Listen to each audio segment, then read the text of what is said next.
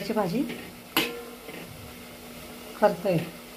जर तुम्हाला हिचा रंग बदललेला आहे म्हणजे ही भाजी आपली पूर्ण भाजून झालेली आहे, शिजलेली आहे।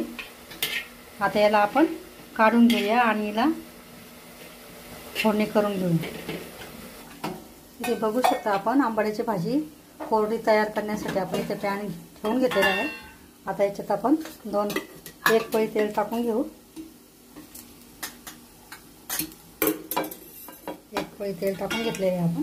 तेल आपलं तापून झालेलं आहे। आता आपण त्याच्यात थोडे जिरे टाकून घेऊ।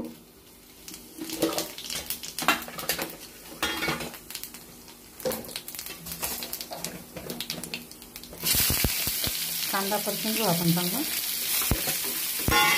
थोडा लाल होऊ द्यायचा। इथे आपला कांदा परतून झाला आहे।